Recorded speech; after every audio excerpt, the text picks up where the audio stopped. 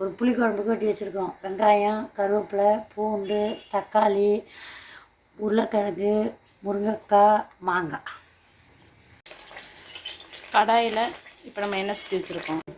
2 காஞ்ச மிளகாய், வெந்தயம் போட்டிருக்கிறேன், துவரம்பருப்பு போட்டிருக்கேன், கடுகு போட்டிருக்கேன், சீரகம் போட்டிருக்கேன், காஞ்ச கருவேப்பிலை, பூண்டு, வெங்காயம் 3 போட்டு நல்லா வளர்க்குறேங்க.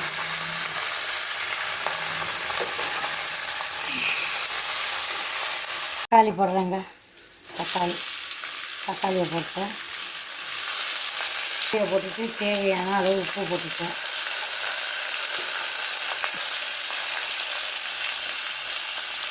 அரை ஸ்பூன் மிளகாத்தூள், மஞ்சத்தூள் போட்டேன். நல்லா வதங்கிட்டு மிளகாத்தூள் போடுறேங்க. சின்ன ஸ்பூனு தான், 5 ஸ்பூன் போட்டேங்க. அளவுக்கு தண்ணிங்க.